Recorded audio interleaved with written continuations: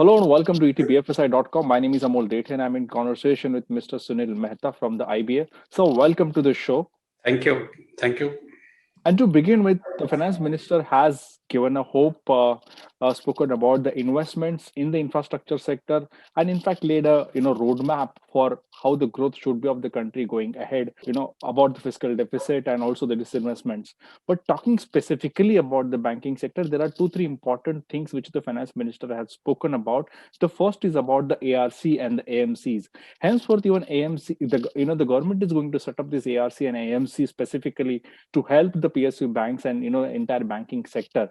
So how do you look at this particular move? How do you think this move is beneficial for the banking sector?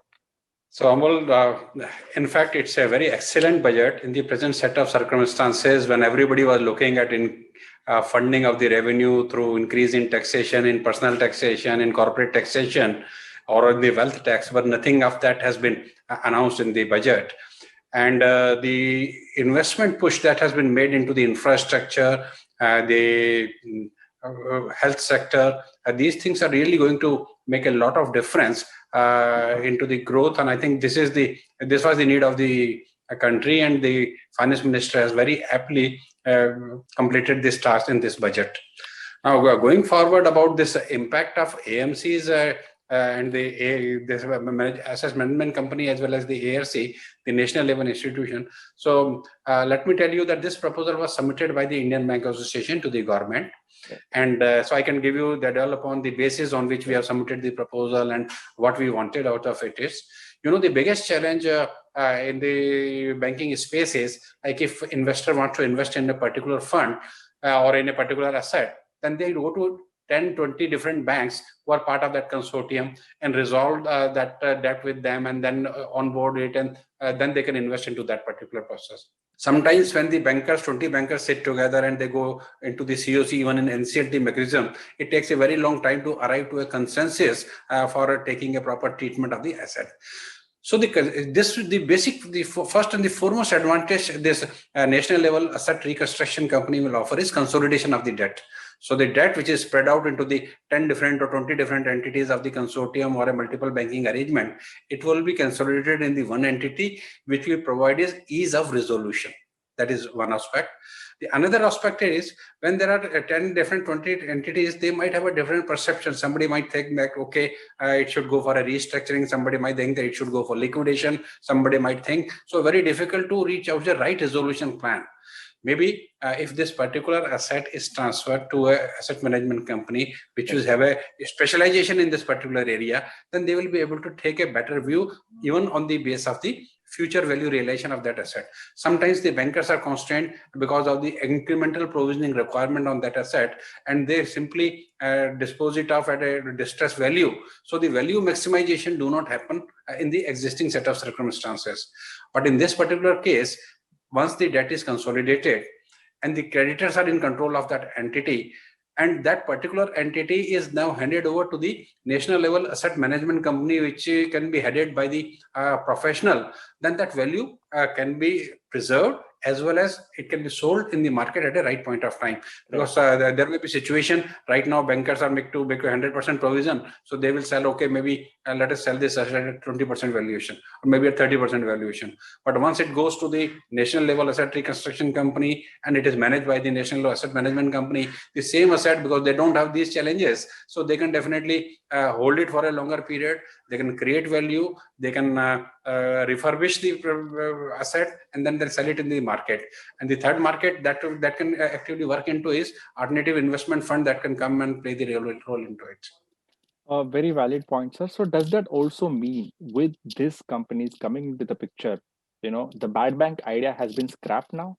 The bad bank is basically a name which has been given by the entire financial community throughout the world.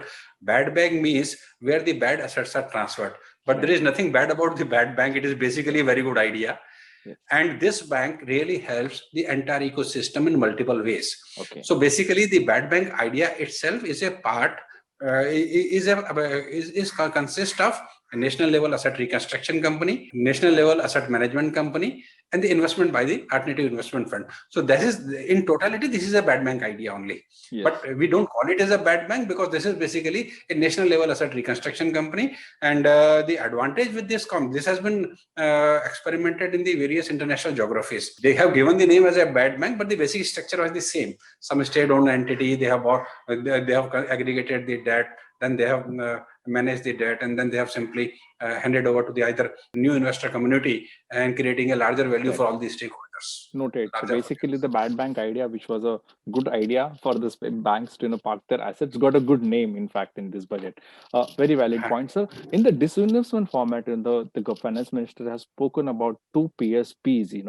They have chosen about these two PSPs. So my immediate question to you is, which will be those two PSPs, and how much will be the funds that the government would like to disinvest out of that? In fact, I do not know about the names of the bank because that has yet to be announced by the finance minister, and the disinvestment options which they are going to adopt, I think that we'll see in the times to come, that will come on the table. But right now, I think this is a work in progress. The government has come out with an idea, and then they will Department of Disinvestment will work on it, find out the suitables, how the value maximization can happen, and how the social benefits can be preserved. So those are the aspects which the entire ecosystem will have to take care. But any thought on which will be those banks? Will it be from top 5 PSBs, or from 5 to 10? No, I have no clue about it. Okay. So one more thing about specifically, attracting foreign investments. They are trying to do some zero coupon bonds, resolution, reduction in the custom duty. How important these moves are? These moves are really very important because tweaking of the custom duty will facilitate both the ways. Like in steel, the custom duty that was chargeable, it was increased to MEP, minimum import price. Now it has been reduced. So that will facilitate the reduction of the steel prices. Reduction in steel prices will help is a cheaper availability of the raw materials for infrastructure push that is required. So this will benefit to the infrastructure push. Now, increasing duty on the items which can be produced domestically, where MSME segment is doing a big job, will definitely increase the cost of import. And this will provide a greater cost competitiveness to the product which is being produced by the MSME segment and the larger segment of the society. So I think by tweaking this export duty, this import duty and custom duties, definitely the government is going to make a lot of advantage for giving a sector-specific push to the areas where the economy really needs a thrust. And I think the government thrust will be on areas which generate more employment, which are into the mid segment, and where they think that, okay, just by increasing the custom duty, the domestic industry will get a boost, and they will have a more number of people who can get employed, and in the process, it can give a fillip to the economy. So I think it's a very calibrated policy which the government is adopting, and this will be beneficial for the entire ecosystem. Right, just stay back with me for one more question. That means the last question. So specifically on the insurance front, 6-7 years back, insurance companies got 49% FDI specific from 26% now, which increased to 74%. How beneficial this move is in terms of attracting the foreign investments, because we have more than 50 insurance companies in the country which can fall into this category. And why I'm asking this question is specifically because most of the banks have tie up with the insurance companies. So how important this move is? Well, this is a very good move. This will encourage foreign insurance companies to increase their activities within the country. So long as banks tie-up is concerned, however it is going to impact the banks, it is going to positively impact the bank, not the negatively. Why? Because most of these insurance companies, they come out with their expertise in insurance area, and they tie up with the banks for their capabilities to distribute those introduced products. So the distribution capabilities is with the banks. So banks are not going to get impacted. Banks are not into the doing business of doing insurance. They simply tie up with the insurance company, so that one company has got expertise in evaluation of the premium requirement, creating insurance product, marketing of the product, analyzing the risk into the insurance, creating the framework for the insurance. And the bankers have the ability to provide the infrastructure for selling those products, providing an existing client base for selling those products, and a distribution channel, which is called bank assurance model, which gives a lot of convenience to the individual investor in insurance product, because they can go to their bank branch, they can buy any insurance product, they can understand the product. So bankers have the wider presence throughout the country. So it will be a win-win situation, but for both insurance companies as well as for the banking system, because they will get an opportunity to invest, and the bankers will get an opportunity to expand their distribution network. So there's one more point, and which is a very important point, is about the development financial institutions. It is an ambitious plan that the government has laid for the 5 lakh crore within 3 years. How important do you think this will be for the infrastructure and overall real estate sector? In fact, the country has already experimented with the DFIs, and there were DFIs in the past, like IDBI originally started as a DFI, then it converted into a bank. ICI was also a DFI and it converted into a bank. The total success of this idea will depend upon how it is structured, because the biggest challenge for a DFI is how to mobilize resources. And the resources were the basic constraint. Since banks have the capabilities to mobilize the resources, that's why most of the DFIs are converted into the bank. So if the government implement this idea in a nicer way, and there can be various ways of mobilizing the resources, like the bonds which are to be mobilized by the DFI, if that has got a credit enhancement, government gives certain guarantees to those bonds, they provide certain tax concession to those bonds, and those bonds become a source for funding to the infrastructure sector, then it becomes a very great source for funding of the infrastructure, because infrastructure requires a long-term funding. And there can be a combined role of the banking system as well as by the DFI.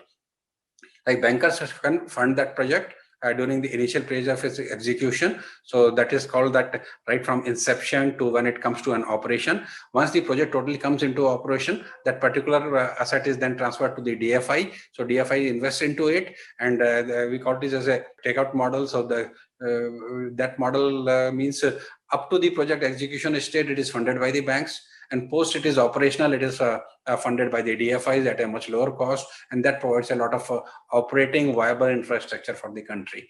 So the idea is very good. Definitely country needs a DFI. The only biggest challenge for a DFI will be mobilization of the resources, because that was the basic constraint in the past. How that is being addressed, we'll see the fine prints of the budget, and we'll see how it is executed, but the concept is good. Great, sir. I think valuable points and some notable information from your side. Thank you so much for your participation and sharing your views. Thank you so much for talking to ETBFSI. Thank you, Amol.